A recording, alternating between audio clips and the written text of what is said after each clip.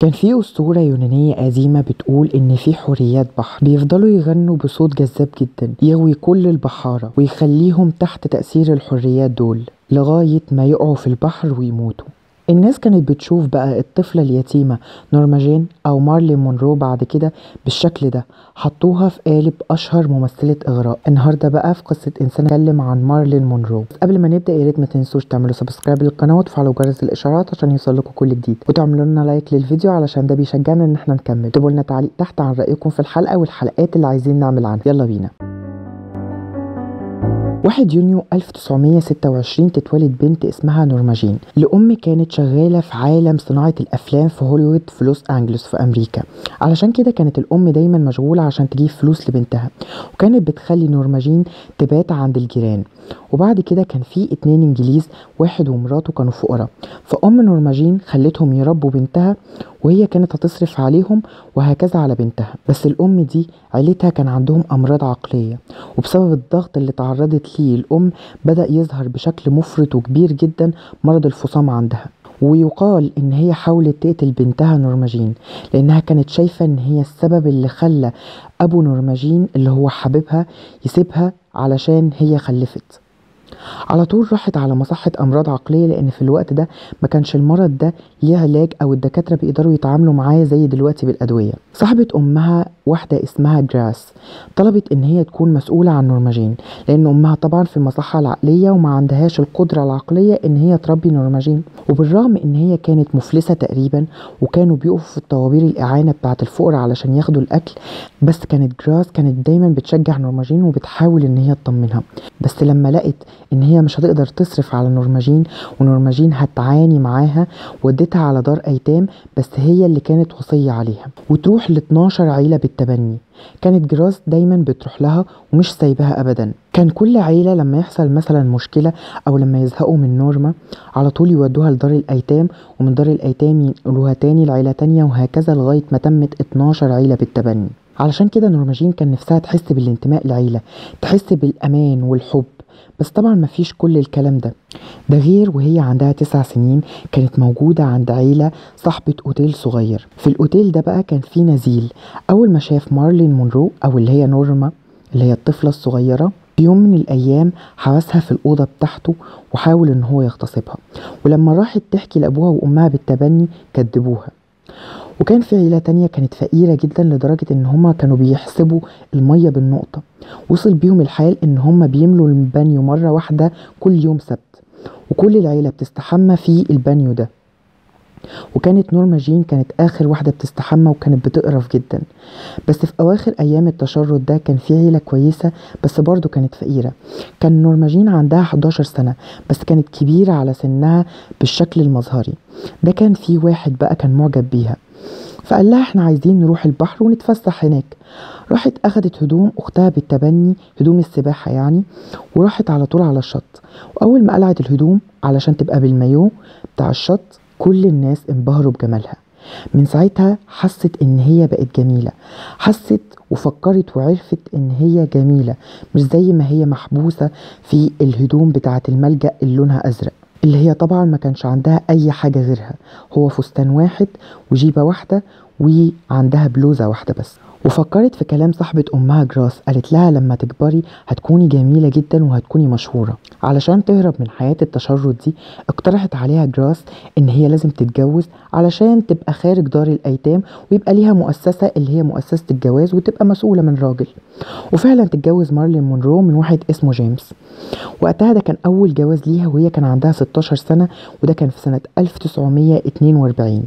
وهو سافر علشان الحرب وهي كانت بتشتغل في مصنع للطيارات، بس يشوفها مصور ويطلب ان هي تكون عارضة للإعلانات بتاعته، وفعلا تبدأ من هنا مشوار الشهرة بتاعته علشان تكون عارضة في الإعلانات والصور بتاعة الإعلانات. بعد كده لما رجع جيمس سنة 1946 طلبت الطلاق مارلين مونرو، وفعلا حصل الطلاق. وبعد كده هي حست ان هي عايزة تمثل، بس هي في الأساس ما كانتش بتعرف تتكلم كويس قدام الناس، علشان كده كانت بتاخد دروس خطابة وكانت بتبدي الدروس دي على ان هي تاكل او تشرب. وبعد كده مرة ورا التانية جات أول فرصة ليها في فيلم مقاولات. أفلام المقاولات دي بتكون ماشية مع الرايج أو المنتشر في الجمهور وفي السوق، وبتكون الافلام دي بتقدم بس اللي يكون الجمهور محتاجه وما بيكونش فيه رسالة، بس المهم ان المنتج يحقق الفلوس. وده كان فيلم غابة الاسفلت 1950.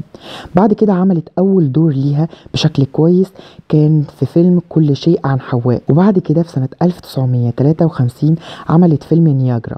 وبعد كده فيلم الرجل المحترم يفضل الشقراوات، وكان الفيلم ده مشهور جدا وحط مارلين مونرو كنجمة شباك أولى. وفي سنة 1954 تمثل فيلمين كمان.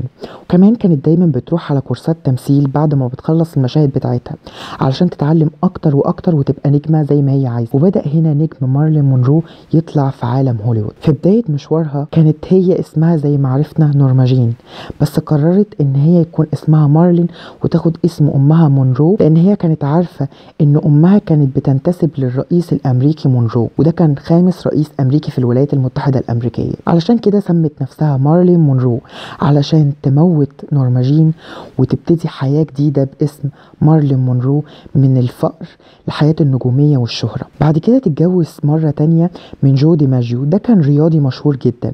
اتجوزت سنة 1954، بس على طول في نفس السنة تتطلق منه لان هو كان بيضربها وكان بيغير عليها جدا. وكمان اللي انهى العلاقة ما بينهم كان مشهد في فيلم هرشة السنة السابعة، ده كان سنة 1954.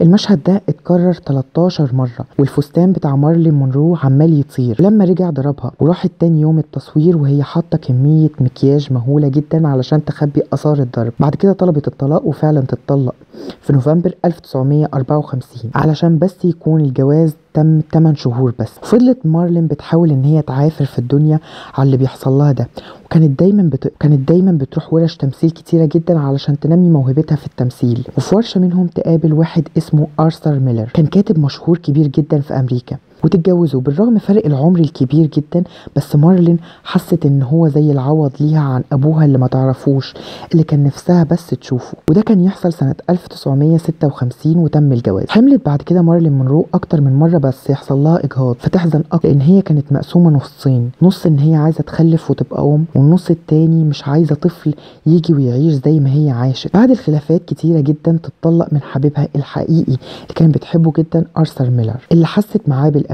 وده كان سنة 1961. ومن الوقت ده ادمنت المهدئات والمنومات، والطب النفسي في الوقت ده ما اسعفهاش زي ما كان موجود دلوقتي، لان هو كان مش متطور زي التطور اللي موجود عليه الطب النفسي دلوقتي. وبعد كده تخلص الفيلم معاه اللي هو فيلم غير الاسوياء. الفيلم ده اللي كتبه اساسا جوزها آرثر ميلر. وبعد كده تدخل في فيلم تاني يجب ان نعطي شيئا ما، بس في عيد ميلاد الرئيس جون كينيدي تروح كعادتها في الوقت ده بسبب المهدئات، تروح متأخرة بس كانت سكرانة ولابسة لبس غير رسمي للحفلة السياسية دي.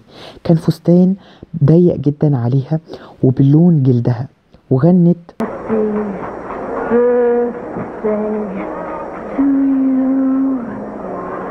Happy birthday to you, happy birthday Mr. President, happy birthday to you. ومن هنا طلعوا إشاعة إن هي على علاقة بكينيدي، ومش بس بكينيدي، لأ ده بأخوه روبرت كينيدي. وفي 5 أغسطس سنة 1952 تدخل الخدامة بتاعتها لما تشوف مارلين مونرو فاتحة النور بتاعها بالليل، تستغرب، تحاول تخبط عليها ما تفتح، فتحاول تفتح الباب مقفول، فتتصل بالدكتور النفسي بتاعها على طول يجيلها ويكسروا الشباك، يخشوا يلاقوا مارلين مونرو ماسكة التليفون في ايديها وحواليها مهدئات كتيرة جدا وكلها العلب فاضية. وبعد كده يتم اعلان خبر وفاة مارلين مونرو. مارلين مونرو زي ما شفنا من وهي صغيرة كانت عايشة في عالم قاسي جدا، فكانت بتحب تعيش في أحلام يقظة علشان تبعد عن عالمها القاسي اللي مليان تشرد ومفيش حد متمسك بيها أساسا.